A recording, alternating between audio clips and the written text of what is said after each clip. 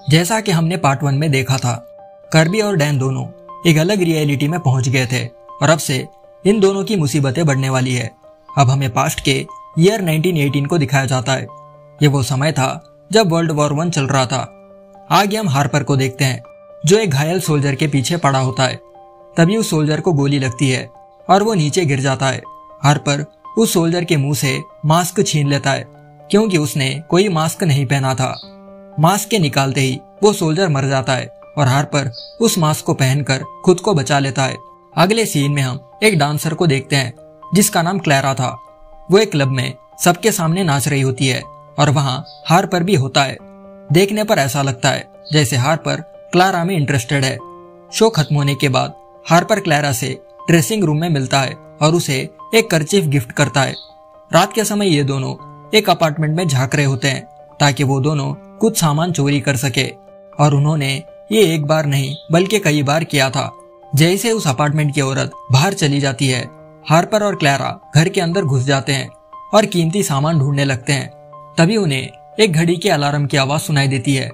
ये सुन क्लैरा और हार्पर उस वॉच को ढूंढने लगते हैं और उन्हें वो वॉच मिल जाती है। ये दोनों ये देखकर परेशान हो जाते हैं कि उस वॉच में वर्ल्ड का मैप है और उन्होंने अपनी जिंदगी में इतनी एडवांस वॉच कभी नहीं देखी। अब हार्पर ये सोच में पड़ जाता है कि ये वॉच इस अपार्टमेंट वाले औरत के पास कैसे आई। तभी उन्हें इस अपार्टमेंट में वो औरत आती हुई नजर आती है, इसलिए क्लैरा खिड़की से बाहर निकल जाती है, मगर हार्पर वहीं रुककर उस औरत का इंतजार करने लगता है। जैसे ही वो औरत अपार्टमेंट के अंदर आती है, हार्पर उसे पकड़कर पूछने लगता है कि ये वॉच उसे किसने दी। डर के मारे वो औरत उस आदमी का नाम बता देती है जिसने उसे वो वॉच गिफ्ट की थी। अब हार्पर वहां से भागकर क्लैरा के पास जाता है और उसे वो वॉच गिफ्ट कर देता है। अगली सुबह हार्पर अपने दोस्त लियो से मिलने जाता है जो हार्पर की तरह ही एक सोल्जर था। हार्पर लियो को बताता है कि उसे एक अपार्टमेंट की औरत से एक आदमी का एड्रेस मिला है, उन्हें उस आदमी के घर जाकर चोरी करनी चाहिए। ये दोनों आगे उस एड्रेस पर पहुंचते हैं और पीछे के दरवाजे से अपार्टमेंट के अंदर घुस जाते हैं। अंदर उन्हें कई सारे फ्यूचर की चीजें, फ्यूचर में छपे डॉलर के नोट और एक डायरी मिलती है जो ईयर 1973 की थी। तभी हार्पर को वहां के कबर्ड में वो आदमी दिखाई देता है, मतलब इस घर का ओनर, और उसके हाथ में एक बंदूक थी। वो आदमी हार्पर को गन पॉइंट पर ले लेता है। हार्पर पूछता है कि उसके पास 1973 की डायरी और फ्यूचर की चीजें कहां से आई। बदले में वो आदमी हार्पर से कहने लगता है कि अगर उसे पैसे वगैरह चाहिए तो वो नीचे के फ्लोर में है, उन पैसों को ले लो और यहाँ से चले जाओ। वो हार्पर से ये भी पूछता है कि ये कौन सा साल है। बदले में हार्पर कहता है कि यहाँ साल 1920 चल रहा है। ये सुन वो आदमी कहता है कि उसे यहाँ पर नहीं होना चाहिए। वही उस घर में लियो को म्यूजिक स्पीकर्स दिखाई देते हैं जिसे देखने के चक्कर में वो उसे चालू कर देता है। इस आवाज से वो आदमी डिस्ट्रैक्ट हो जाता है और हार्पर उसकी बंदूक छीनकर उसे गन पॉइंट पर ले लेता है। वो आदमी हार्पर को बताने लगता है कि शायद इस घर की यही मर्जी है, शायद इस घर ने हार्पर को चुन लिया है, मगर ये बातें हार्पर को समझ नहीं आती। तभी वो आदमी पीछे के रास्ते से भागने लगता है और वही लियो और हार्पर उसके पीछे भागने लगते हैं, मगर अफसोस वो आदमी एक एक्सीडेंट में मारा जाता है और तब से उस घर का मालिक हार्पर बन गया था। आगे हम क्लैरा और हार्पर को उसी घर में देखते हैं। हार्पर क्लैरा को कोई भी साल याद करने को बोलता है जहां वो जाना चाहती है। क्लैरा कहती है कि उसे फ्यूचर देखना है। अब हार्पर और क्लैरा फ्यूचर में जाते हैं और वहां कुछ शॉपिंग वगैरह करके वापस इस घर में आ जाते हैं। जब हार्पर घर पहुंचता है तो लियो कहने लगता है कि उसने उसे ढूंढने की बहुत कोशिश की और दरवाजा खोलकर फ्यूचर में जाने का सोचा, मगर वो ऐसा नहीं कर पाया। बदले में हार्पर कहता है कि इस घर में शायद वो अकेला ही टाइम में आगे या पीछे जा सकता है। वो आगे लियो की मुलाकात क्लैरा से करवाता है, मगर लियो इस बात से खुश नहीं था कि हार्पर ने क्लैरा को यहाँ पर बुलाया। आगे क्लैरा और हार्पर फ्यूचर के क्लब में जाते हैं जहाँ क्लैरा पास्ट में डांस किया करती थी। वहाँ हार्पर को कर्बी दिखाई देती है जो वहाँ बारटेंडर का काम करती थी। हार्पर जब कर्बी को देखता है तो उसे कर्बी पसंद आ जाती है। आगे कर्बी और क्लैरा डांस फ्लोर पर नाचने लगते हैं। जब हार्पर और क्लैरा वापस उसी घर में जाते हैं तो क्लैरा अपने कपड़े बदलने लगती है और हार्पर उसे रिकॉर्ड करने लगता है। आपको शायद याद होगा कि कर्बी के हाथों यही टेप लगी थी जिसमें क्लैरा कपड़े बदल रही थी। अब हार्पर क्लैरा के साथ जबरदस्ती करने की कोशिश करता है, मगर क्लैरा उसे मना कर देती है। हार्पर कहता है कि तुम तो ये सब मेरे साथ कई बार कर चुकी हो। ये सुनते ही क्लैरा समझ जाती है कि वो एक लूप में फंसी है और हार्पर बार बार पास्ट में जाकर इस लम्हे को दोबारा एक्सपीरियंस कर रहा है। अब क्लैरा के मना करने के बावजूद हार्पर उसकी नहीं सुनता और वो उसके साथ जबरदस्ती करके उसे खत्म कर देता है। जैसा कि क्लैरा मर चुकी थी, अब हार्पर का नया टारगेट कर्बी बन जाती है, इसलिए वो फ्यूचर में जाकर उसके साथ बातें करने लगता है। अगले सीन में हम कर्बी को देखते हैं जो जिन्नी और डैन को बता रही होती है कि उसके साथ क्या हुआ। वो कहती है कि जब वो क्लब पर काम करती थी उसे प्रमोशन दिया गया था और ये बात बताने वो अपने माँ के पास गई। फिर उसने अपने डॉग को वॉक के लिए बाहर ले गई। वो नदी के किनारे खड़ी हुई थी कि तभी किसी अनजान शख्स ने उसके ऊपर पीछे से वार किया और उसका पेट फाड़ दिया। वो किसी तरह रेंगते हुए लोगों के पास गई और उन्होंने उसे हॉस्पिटल भिजवा दिया, जिसके कारण वो आज जिंदा है। वही जिन्नी बताने लगती है कि हार्पर उसके प्लेनेटेरियम पर गया था और उसने उसे धमकी भी दी थी, शायद वो उसे मारने आया था। बदले में कर्बी कहती है कि हार्पर ने ऑलरेडी उसके प्लेनेटेरियम की डुप्लीकेट चाबी बनवा ली है, मतलब वो आज नहीं तो कल जिन्नी को मार देगा। आगे ये तीनों डैन के यहाँ पर जाते हैं और क्लैरा के वीडियो टेप को देखने लगते हैं, जिसमें क्लैरा टीनी नाम के जगह पर डांस परफॉर्म करने की बात कर रही होती है। डैन कहता है कि उन्हें सबसे पहले इस टीनी नाम के जगह के बारे में पता करना चाहिए, शायद वो कोई बार या क्लब हो सकता है। अगले सीन में हम जिन्नी को प्लेनेटेरियम पर देखते हैं जो काफी परेशान नजर आ रही थी। उसका कोवर्कर उससे पूछने लगता है कि वो इतनी परेशान क्यों है। उसे सिक्योरिटी गार्ड से पता चला कि कोई घुसपैठिया उनके प्लेनेटेरियम में आना जाना कर रहा है। क्या ये बात सच है? बदले में जिन्नी कहती है कि कल रात वो प्लेनेटेरियम के टेरेस पर थी जहाँ एक आदमी आया और उसने उसे धमकी दी। इन सब बातों को याद करके उसे डर लग रहा है। ये सुन उसका कोवर्कर उसे हिम्मत देता है और बाहर लंच के लिए इनवाइट करता है। तभी कुछ देर बाद हार्पर उस प्लेनेटेरियम में आता है और लड़कियां देखने लगता है ताकि वो उनका बलात्कार करके उन्हें खत्म कर सके, मगर उसे वहाँ कोई ढंग की लड़की दिखाई नहीं देती। दूसरी तरफ कर्बी और डैन उनके ऑफिस रिकॉर्ड्स में टीनी नाम के जगह के बारे में ढूंढने लगते हैं। कर्बी वहाँ से मार्कस के पास जाती है और बताती है कि उन्हें एक सबूत मिला है जिसके जरिए वो सीरियल किलर को पकड़ सकते हैं। वो मार्कस को ये भी बताती है कि वो एक रियलिटी से दूसरे रियलिटी में एंटर करती है।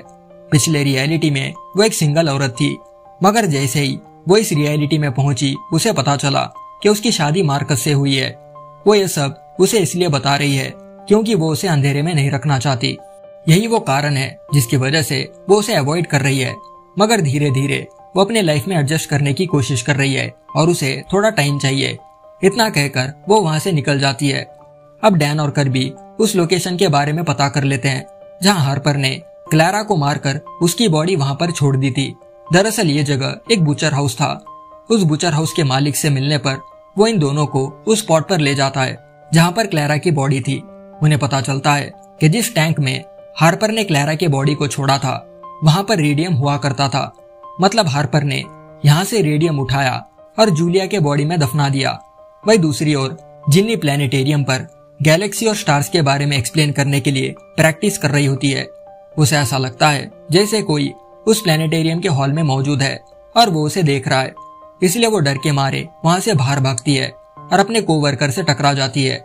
जब कर्बी जिन्नी को फोन करके उसके हालचाल पूछती है तो जिन्नी बताती है कि हार्पर उसके प्लेनेटेरियम के अंदर आया था।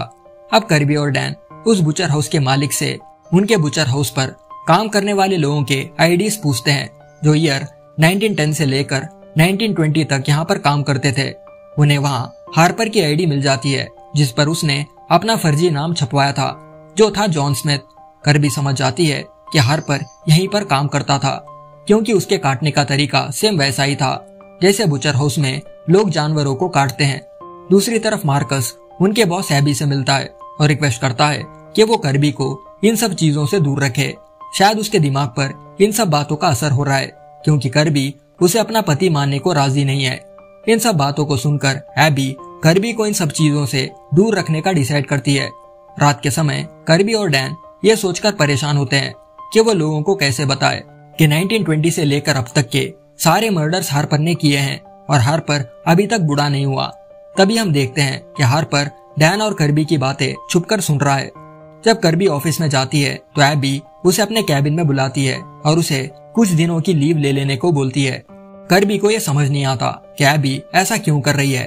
डैन एबी को समझाने की कोशिश करता है, मगर एबी उसकी एक नहीं सुनती। रात के समय डैन ऑफिस पर ही रहकर हार्पर का एड्रेस निकाल लेता है और उसे एक चिट्ठी पर लिखकर अपने जेब में रख लेता है। इस समय डैन का बेटा भी वहां उसके साथ मौजूद था। आगे जिन्नी प्लेनेटेरियम के ऊपर वाले हिस्से में होती है और यही वो टाइम था जहां हार्पर जिन्नी को मारने वाला था, इसलिए वहां कर्बी भी आ जाती है, मगर हार्पर वहां पर नहीं आता। अब कर्बी और जिन्नी ये सोचकर परेशान होते हैं कि हार्पर यहाँ पर क्यों नहीं आया। वही दूसरी तरफ हम डैन और उसके बेटे को देखते हैं जो हार्पर के एड्रेस पर पहुंच गए थे। जैसे ही डैन उस एड्रेस पर पहुंचता है, हार्पर आकर उसके पेट में चाकू मार देता है। उसे मारने के बाद वो डैन का कोट पहनकर बाहर आ जाता है, जहां उसे डैन का बेटा नजर आता है। डैन का बेटा हार्पर से पूछता है कि उसके डैड कहां पर है और उसने उसके डैड का जैकेट क्यों पहना है, मगर हार्पर उसे कुछ नहीं बताता और खामोश वहां से चले जाता है। दूसरी ओर जब जिन्नी प्लेनेटेरियम पर काम करने जाती है तो वहां के लोग जिन्नी को अंदर नहीं आने देते। जिन्नी कहती है कि वो तो यहीं पर काम करती है, मगर वहां के लोग जिन्नी की बातों का भरोसा नहीं करते और वहां से उसे निकाल देते हैं। आगे हम उस आदमी को देखते हैं जिसे हमने इस पार्ट के शुरुआत में देखा था, मतलब हार्पर से पहले वाला ओनर, जिसका नाम मार्क था। मार्क को पहली बार वो घर दिखाई देता है और वो अंदर जाकर वहां की एक डेड बॉडी को ले जाकर बाहर फेंक देता है। जैसे ही मार्क बाहर जाता है, हार्पर अंदर चले आता है। मतलब इस घर में सारे पास्ट, प्रेजेंट और फ्यूचर की चीजें एक साथ होती है। जो कोई भी शख्स उस घर में जाता है वो वहां पर फंस जाता है। दूसरी ओर जिन्नी कर्बी को बताती है कि उसे प्लेनेटेरियम के अंदर नहीं आने दे रहे, जबकि वो वहीं पर काम करती है।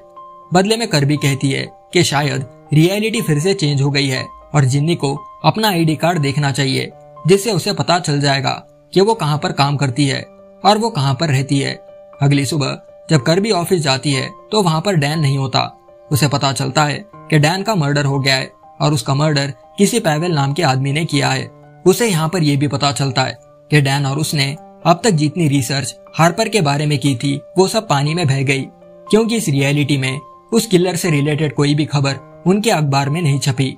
मतलब डैन के मरते ही सारी टाइमलाइन फिर से चेंज हो गई।